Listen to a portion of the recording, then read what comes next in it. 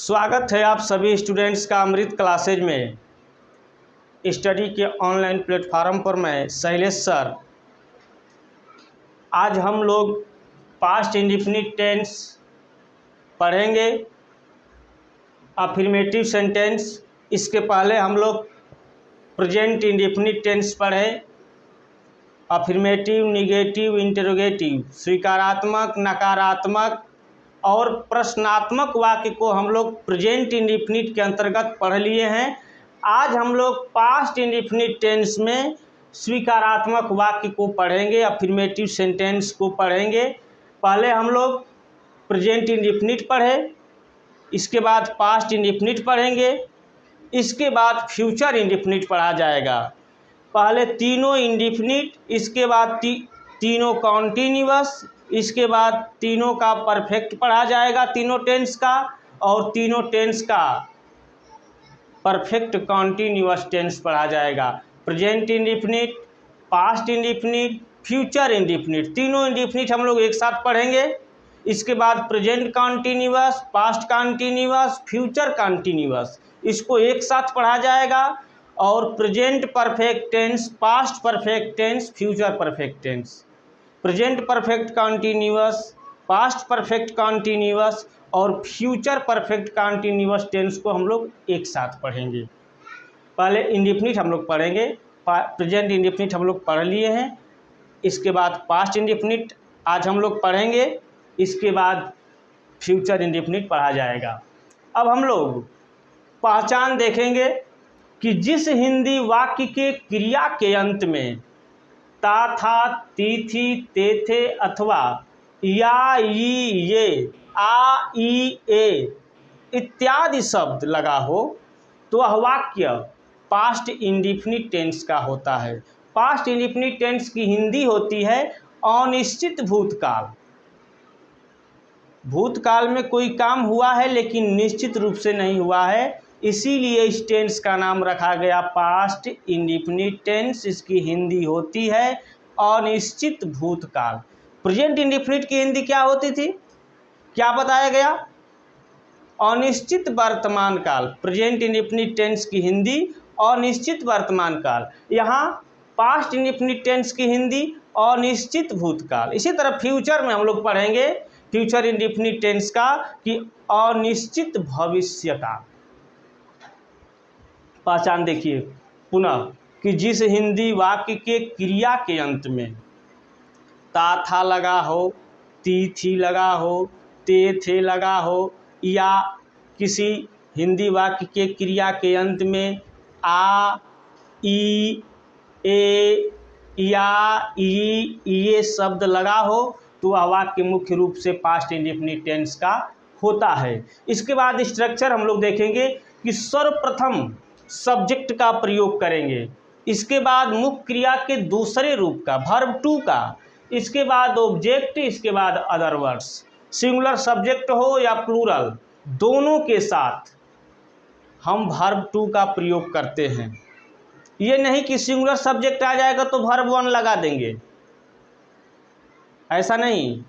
Singular हो या plural, he, she, it, name, they, you, जो भी हो सब्जेक्ट, उसके साथ हम सेकेंड फॉर्म का प्रयोग करेंगे, क्रिया के दूसरे रूप का प्रयोग करेंगे।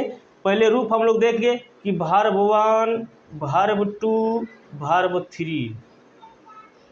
तो जैसे गो हो गया, गो वर्ब वन हुआ, वेंट हमारा वर्ब टू हो गया और गॉन हमारा वर्ब थ्री हो गया।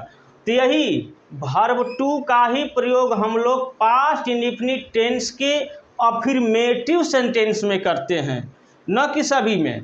किसमें करते हैं? अफर्मेटिव सेंटेंस में, स्वीकारात्मक वाक्य में ही हम वर्ब टू का प्रयोग करते हैं।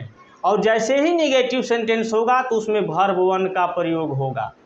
ध्यान दीजिएगा, कॉपी कलम लेकर बैठिए और एक एक बात नोट करते चलिए, तब समझ में आएगा।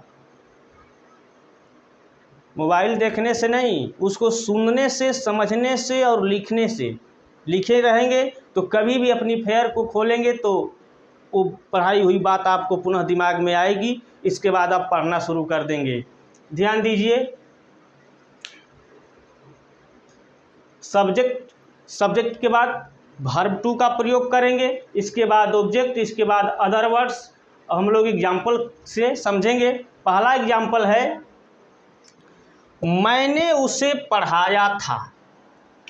मैंने उसे पढ़ाया, देखिए ध्यान से, या मैंने उसे पढ़ाया था, या मैं उसे पढ़ाता था। वाक्य के अंत में या जो अंडरलाइन किए हैं ध्यान दीजिए, या था। तीन रूप से मैंने इसको बोला, मैंने उसे पढ़ाया, या मैंने उसे पढ़ाया था, या मैं उसे पढ़ाता था। तीनों की अंग्रेजी एक बनेगी। मैंने उसे पढ़ाया, आई टॉट हिम। ये टॉट कैसे हो गया? तो बताए रहे कि वर्ब वन में टीच वर्ब वन होता है और टॉट वर्ब टू होता है। इसमें भी टॉट है जो कि इसको वर्ब थ्री कहते हैं। तो हम लोग वर्ब टू का ही प्रयोग पास्ट इंडेफिनिट के अफर्मेटिव सेंटेंस में करते हैं। ठीक, मैंने उसे पढ़ाया, आई टॉट हिम। दूसरा, या मैंने उसे पढ़ाया था, तो भी बनाएंगे आई टॉट हिम। या मैं उसे पढ़ाता था, उसकी भी अंग्रेजी बनेगी आई टॉट हिम। सबकी इंग्लिश एक बनी। मैंने उसे पढ़ाया, आई टॉट हिम। मैंने उसे पढ़ाया था, आई टॉट हिम। या मैं उसे पढ़ाता था, आई टॉट हिम। दूसरा एग्जाम्पल देखेंगे, हम लोगों ने एक कार खरीदी। ई, वाक्यांत में क्या शब्द आ रहा है? ई। इसका मतलब खरीदी। कुछ पहले मैंने खरीदी, मतलब बीते हुए समय में मैंने कार खरीदी। हम लोगों ने एक कार खरीदी, खरीदता हूं नहीं, खरीदी मतलब बीता हुआ समय में, खरीदे मतलब पास्ट टेंस में। सीधा समझेंगे कि ई शब्द जब आ रहा है वाक्य के अंत में तो वह पास्ट इंडेफिनिट टेंस है। तो हम लोगों ने एक कार खरीदी। वी, बाई मीन्स खरीदना होता है, उसका सेकेंड फॉर्म बॉट होता है। We bought a car. We bought a car. Buy means खरीदना, बाई फर्स्ट फॉर्म, और BOUGHT बॉट मीन्स खरीदा, मतलब पास्ट टेंस। वी बॉट, ये सब्जेक्ट हो गया, ये वर्ब टू हो गया, ये हमारा ऑब्जेक्ट हो गया। ध्यान से समझते चलिए। उसने अपनी कार बेच डाली। उसने अपनी कार बेच डाली, या उसने अपनी कार बेच दी थी। ई थी बीते हुए समय का बोध करा रहा है। पहचान को हमेशा ध्यान देना है। बेच डाली, या बेच दी थी, या बेच दिया, एक ही बात है, सभी पास्ट टेंस में हो रहे हैं काम। तो उसने अपनी कार बेच डाली, तो ही सोल्ड हीज कार। उसने अपनी कार बेच डाली। सेल मीन्स बेचना, फर्स्ट फॉर्म होता है सेल, और सोल्ड उसका सेकेंड फॉर्म होता है। He sold his car. His क्या है? ये पॉजेसिव एडजेक्टिव है। ही के साथ अपना के लिए हीज का प्रयोग करते हैं। सी के साथ अपना के लिए हर का प्रयोग करते हैं। सभी सब प्रोनाउन, सभी सब्जेक्ट के अपना अलग अलग पॉजेसिव एडजेक्टिव हैं। वे लोग दूध बेचते थे। वे लोग दूध बेचते थे। दे, बेचना, सेल मीन्स बेचना, तो क्या हो जाएगा? Sold. They sold milk. They sold milk. वे लोग दूध बेचे। वे लोग दूध बेचते थे। वाक्य के भाव के अनुसार हम हिंदी का अर्थ बदलते रहते हैं। जैसा भाव कहेगा, हिंदी का अर्थ बताने से ही मतलब नहीं है। हिंदी का अर्थ बताने का मतलब कि उसमें रोचकता होनी चाहिए, सौंदर्यता होनी चाहिए, सुनने में अच्छा लगना चाहिए। वैसा ही हम लोग हिंदी का अर्थ, इंग्लिश से हिंदी का अर्थ बताते हैं। हम आप लोग भी समझते हैं, पढ़ते हैं। अब ये नहीं है। एक बात और कि इंग्लिश टू हिंदी और हिंदी टू इंग्लिश, यदि हिंदी से अंग्रेजी में अनुवाद कर रहे हैं तो अक्षरशः अनुवाद करना संभव नहीं है। अक्षरशः अनुवाद करना संभव नहीं है। अनुवाद, ट्रांसलेट शब्दों का नहीं बल्कि भावों का होता है। इतना ध्यान देंगे। अनुवाद शब्दों का नहीं बल्कि भावों का किया जाता है। जैसे मैंने कह दिया कि तुम गधे के बाप हो, तुम गधे के बाप हो। अब तुमने सोचा कि तुम गधे के बाप हो, तुरंत बनाया you are the father of a donkey, या you are the father of the donkey, तुम गधे के बाप हो। तो उसका कहने का ये मतलब नहीं है। कहने का मतलब है कि तुम महामूर्ख हो। भाव समझना है। इसलिए मैंने बताया कि शब्द टू शब्द अनुवाद करना हिंदी से इंग्लिश में संभव नहीं है। अनुवाद शब्दों का नहीं, ट्रांसलेट शब्दों का नहीं बल्कि वाक्य के भावों का किया जाता है। मेरा सिर चक्कर खा रहा है, कोई कह दिया कि मेरा सिर चक्कर खा रहा है, इसका मतलब सिर खा रहा है क्या? चक्कर। अब आप यही बनाएंगे कि सिर चक्कर खा रहा है, इसका अनुवाद करना है, तो शब्द के अनुसार आपने उसकी अंग्रेजी लिख दिया, लेकिन ये गलत है। मेरा सिर चक्कर खा रहा है तो आप सीधा बनाएंगे कि my head is eating circle, तो ये गलत होगा। My head is eating circle नहीं, इसका मतलब कि मेरे सर में दर्द है। तो जो दर्द की होगी, जो भाव है, उसका हम ट्रांसलेट करेंगे। और आगे देखेंगे, अंग्रेज भारत में राज करते थे तो English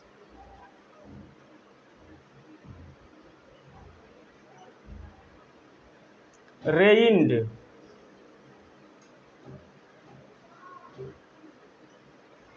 English reigned in India.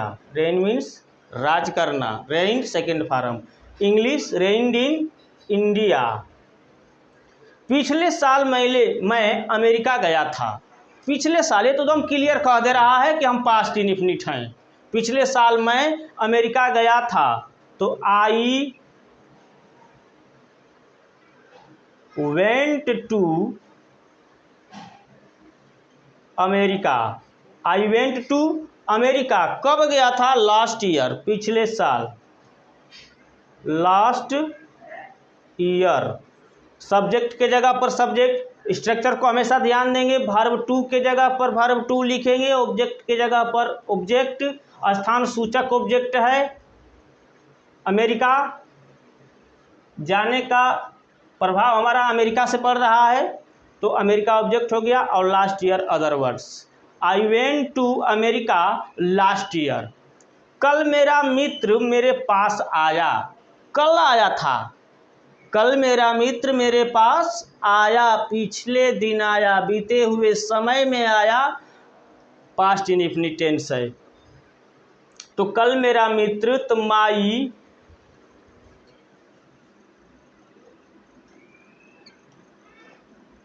My friend came to me. My friend came to me yesterday. Yesterday means बीता हुआ कल। यस्टरडे मीन्स क्या होता है? बीता हुआ कल। टुमारो मीन्स आने वाला कल, जिसका प्रयोग अधिकांशतः फ्यूचर टेंस में ही होता है, और यस्टरडे का प्रयोग पास्ट टेंस में होता है। माई फ्रेंड केम टू मी, मेरे पास आया, मेरा मित्र मेरे पास आया कल। माई फ्रेंड सब्जेक्ट है, verb two came, me object, yesterday बीता हुआ कल। My friend came to me yesterday. हमेशा स्ट्रक्चर को ध्यान देंगे, स्ट्रक्चर को ध्यान देंगे। इसके बाद नोट को देखेंगे, पहचान हमेशा मिलाते रहेंगे और उसका अनुवाद हम फटाफट करेंगे।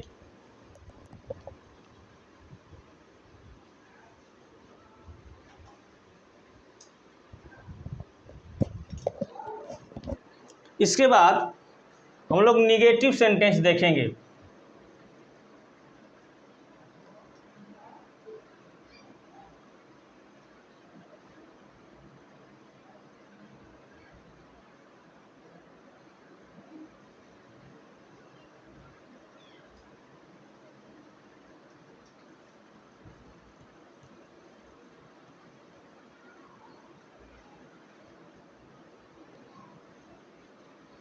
Negative sentence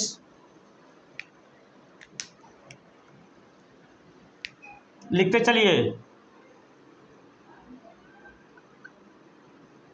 negative sentence, past indefinite tense का निगेटिव सेंटेंस। स्ट्रक्चर,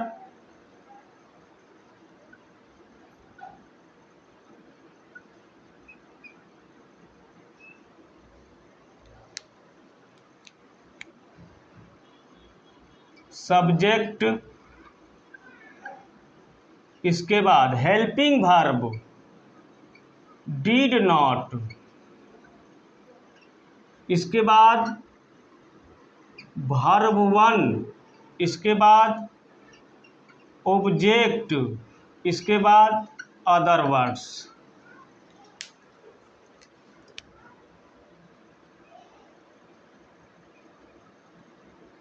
एग्जाम्पल से हम लोग समझेंगे। बताए हैं कि पास्ट इंडेफिनिट टेंस के अफर्मेटिव सेंटेंस में वर्ब टू का प्रयोग होता है और पास्ट इंडेफिनिट के अफर्मेटिव सेंटेंस में कोई हेल्पिंग वर्ब नहीं होती है, केवल वर्ब टू होता है। इतना ध्यान देंगे। पास्ट इंडेफिनिट टेंस के अफर्मेटिव सेंटेंस में हेल्पिंग वर्ब का प्रयोग नहीं होता है, सिर्फ उसमें मुख्य क्रिया ही काफ़ी होती है जो दूसरे रूप की होती है। जो सेकेंड फॉर्म की क्रिया होती है, जो सेकेंड फॉर्म का वर्ब होता है, उसी का प्रयोग सब्जेक्ट के बाद करते हैं। जैसे प्रेजेंट इंडेफिनिट में सब्जेक्ट के बाद वर्ब वन का प्रयोग करते हैं अफर्मेटिव सेंटेंस में, ठीक उसी प्रकार पास्ट इंडेफिनिट में सब्जेक्ट के बाद वर्ब टू का प्रयोग करेंगे। लेकिन निगेटिव सेंटेंस में, नकारात्मक वाक्य में, सब्जेक्ट के बाद हम सहायक क्रिया हेल्पिंग वर्ब डिड नॉट का प्रयोग करेंगे, उसके बाद वर्ब वन का प्रयोग करेंगे। हमेशा ध्यान देंगे कि पास्ट इंडेफिनिट के अफर्मेटिव में वर्ब टू का प्रयोग होता है और इसके निगेटिव सेंटेंस में वर्ब वन का प्रयोग होता है। और जब वर्ब वन का प्रयोग होता है तो उसके पहले किसी सहायक क्रिया डिड नॉट को लिखते हैं, इसके बाद वर्ब वन को लिखते हैं, इसके बाद ऑब्जेक्ट, इसके बाद अदर वर्ड्स को लिखते हैं। एग्जाम्पल देखिए। कल मैं विद्यालय नहीं गया था। कल मैं विद्यालय नहीं गया था। कल मैं विद्यालय नहीं गया था, इसमें नहीं शब्द आया, इसको बनाएंगे। कल मैं विद्यालय नहीं गया था, तो कल को छोड़ देंगे, या तो शुरू में ही लिख सकते हैं कल को, या तो वाक्य के लास्ट में लिखेंगे। I did not go to school yesterday. I did not go to school yesterday. Subject के जगह पर आई, डिड नॉट सहायक क्रिया हेल्पिंग वर्ब है, इसके बाद वर्ब वन जाना की अंग्रेजी गया था ना, तो गो, इसके बाद ऑब्जेक्ट स्कूल, इसके बाद अदर वर्ड्स यस्टरडे। यस्टरडे को हम वाक्य के शुरू में भी लिख सकते हैं और अंत में भी लिख सकते हैं। कल मैं विद्यालय नहीं गया था। दूसरा एग्जाम्पल है सीता अपना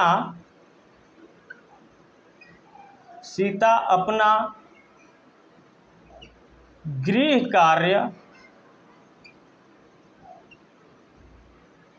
पूरा नहीं की थी।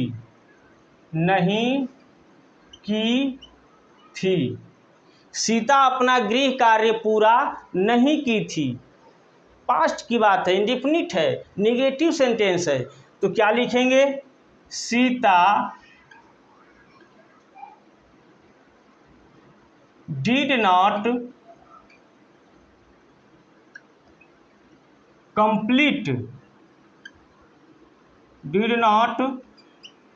complete her homework. Sita did not complete her homework. तीसरा एग्जाम्पल, वे लोग बाजार नहीं गए थे। वे लोग बाजार नहीं गए थे, या वे लोग बाजार नहीं जाते थे, रहेगा तो भी एक ही बनेगा। वे लोग, they did not go to market. हमेशा ध्यान देना है कि पास्ट इंडेफिनिट के निगेटिव सेंटेंस में हेल्पिंग वर्ब डिड नॉट का प्रयोग करेंगे और उसमें वर्ब वन का प्रयोग करेंगे, वर्ब टू का नहीं। They did not go to market, और नोट में लिखेंगे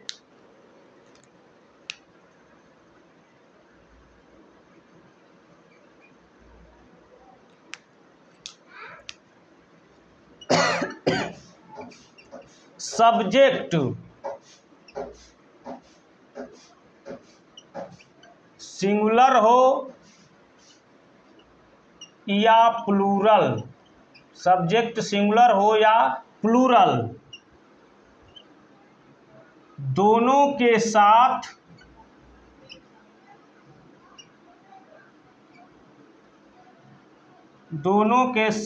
हेल्पिंग वर्ब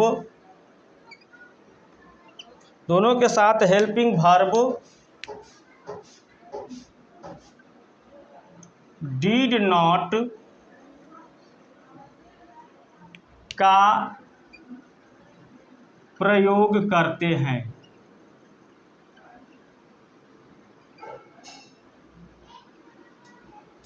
ध्यान देंगे, सब्जेक्ट सिंगुलर हो या प्लूरल, दोनों के साथ हेल्पिंग वर्ब डिड नॉट का प्रयोग करते हैं। ठीक है, एक और एग्जाम्पल देखिए।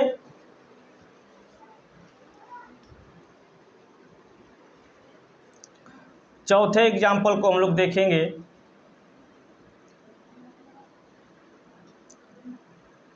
मेरा भाई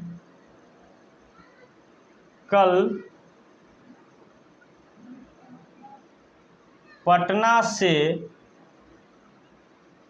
इलाहाबाद नहीं गया था। मैंने कल पटना से इलाहाबाद नहीं गया था, या मैं कल पटना से इलाहाबाद नहीं गया था। तो I did not go from Patna to Allahabad.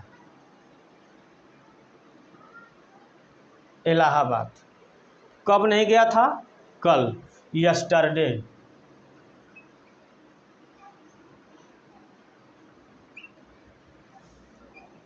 अगला example,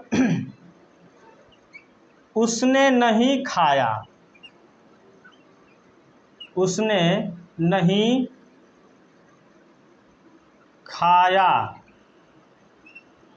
he did not eat. इसमें केवल सब्जेक्ट है और वर्ब है, इसमें केवल सब्जेक्ट है और वर्ब है, उसने नहीं खाया। He did not eat. ध्यान से देखिए 2 मिनट। पास्ट इंडेफिनिट टेंस का नेगेटिव सेंटेंस है, सब्जेक्ट के बाद हेल्पिंग वर्ब डिड नॉट का प्रयोग करेंगे, इसके बाद मुख्य क्रिया के प्रथम रूप को, इसके बाद ऑब्जेक्ट, इसके बाद अदर वर्ड्स। और एक और बात ध्यान देंगे कि सब्जेक्ट सिंगुलर हो या प्लूरल, मतलब सभी सब्जेक्ट के साथ डिड नॉट का प्रयोग करते हैं, चाहे वो एक वचन का करता हो चाहे बहुवचन का करता हो, उसके साथ हेल्पिंग वर्ब डिड नॉट का ही प्रयोग करते हैं। अब आगे हम लोग देखेंगे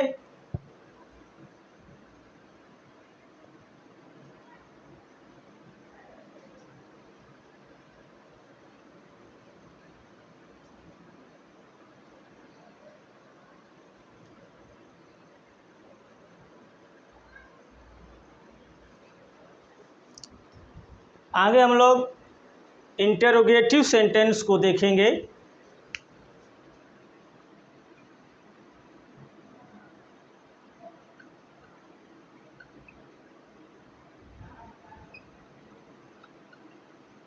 इंटेरोगेटिव सेंटेंस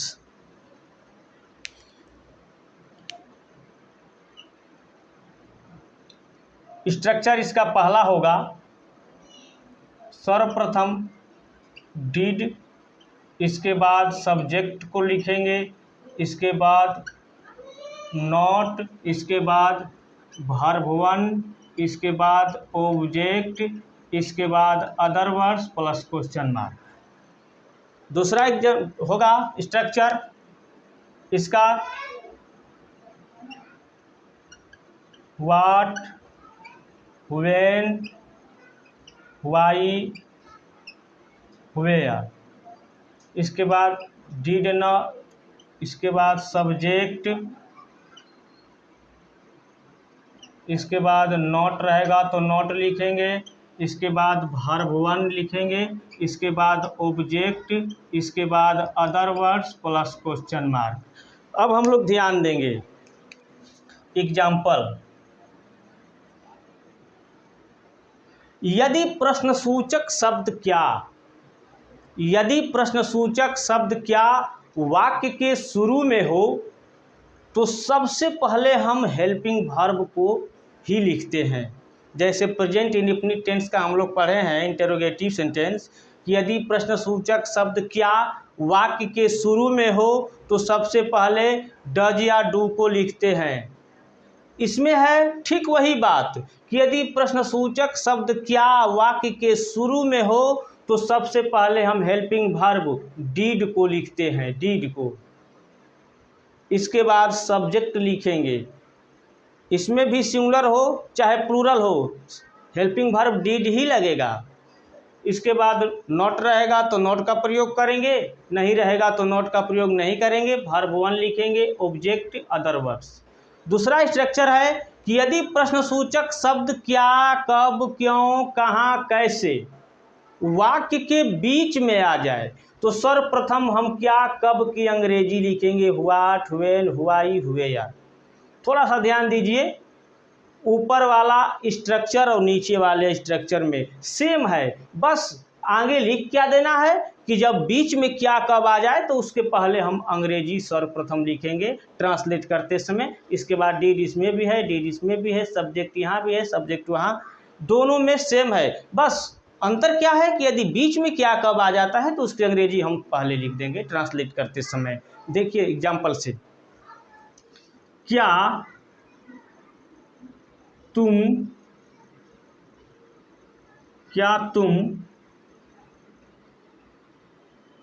कॉलेज गए थे,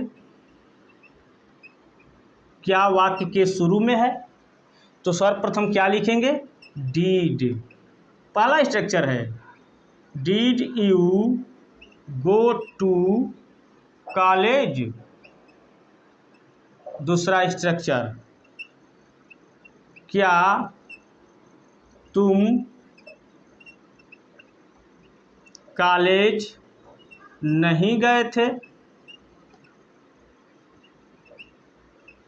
इसको बनाएंगे did you not go to college. ध्यान दीजिए, क्या वाक्य के शुरू में है तो सर्वप्रथम हम डिड को लिखेंगे स्ट्रक्चर के अनुसार, इसके बाद सब्जेक्ट को यू को लिखेंगे, इसमें नहीं शब्द नहीं है तो इसमें नॉट का प्रयोग नहीं करेंगे सब्जेक्ट के बाद, इसके बाद वर्ब वन का प्रयोग करेंगे, इसके बाद ऑब्जेक्ट का। ध्यान देना यही है कि पास्ट इंडेफिनिट के अफर्मेटिव में वर्ब टू लगता है और पास्ट इंडेफिनिट के निगेटिव और इंटरोगेटिव में वर्ब वन लगता है, इसको हमेशा ध्यान रखेंगे।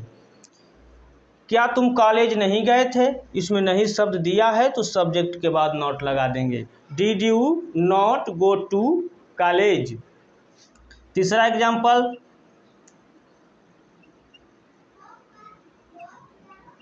तुम क्या खाए थे, तुम क्या खाए थे। क्या कहाँ है, वाक्य के अंदर है, वाक्य के बीच में है, तो हम सर्वप्रथम इसकी अंग्रेजी क्या लिख देंगे, व्हाट। स्ट्रक्चर देखिए, इसके बाद डिड लिखेंगे, इसके बाद सब्जेक्ट लिखेंगे, इसके बाद वर्ब वन लिखेंगे। मिलाइए स्ट्रक्चर के अनुसार, व्हाट के बाद जो स्ट्रक्चर है सेम है, व्हाट डिड यू ईट। क्या बीच में आया है तो इसकी अंग्रेजी व्हाट लिख देंगे, क्या शुरू में रहेगा तो सर्वप्रथम डिड लिख देंगे, यही ध्यान देना है।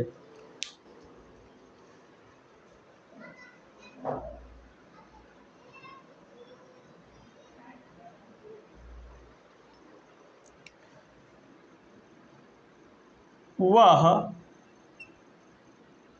अपना पाठ याद कब करता है, कब करता था, ऐसे लिखिए। वह अपना पाठ याद कब करता था, तो कब वाक्य के बीच में है तो इसकी अंग्रेजी होती है व्हेन, व्हेन लिख देंगे।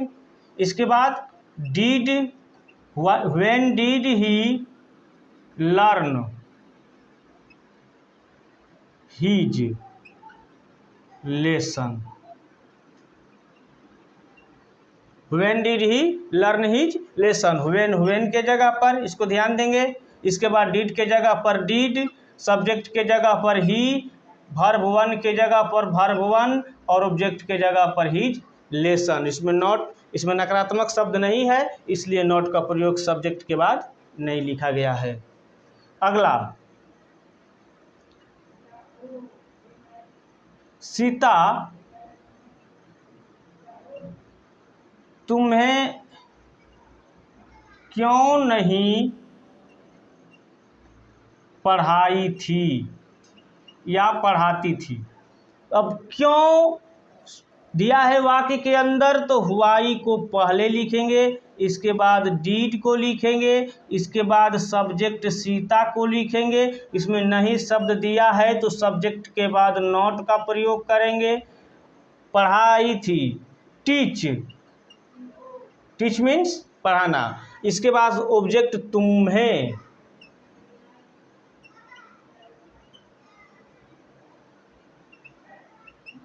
You. Why did Sita not teach you, तुम्हें सीता क्यों नहीं पढ़ाई थी या पढ़ाती थी, लिख देंगे हम। इंट्रोगेटिव, निगेटिव और अफर्मेटिव तीनों हम लोग पढ़ लिए।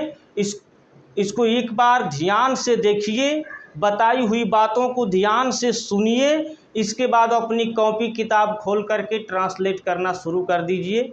हिंदी से इंग्लिश में भी कीजिए और इंग्लिश से हिंदी में भी करना सीखिए। Hindi to English, English to Hindi दोनों सीखना ज़रूरी है। इसी तब जा कर के किसी भी सेंटेंस का हम सही सही अर्थ निकाल पाएंगे। और जितने भी हमारे स्टूडेंट्स अभी लाइक सब्सक्राइब नहीं किए हैं, लाइक और सब्सक्राइब कीजिए, अपने दोस्तों में शेयर कीजिए, और जो भी हो त्रुटि या अच्छा लगता हो या ख़राब लगता हो उसे कमेंट कीजिए। फिर मिलेंगे अगले वीडियो में।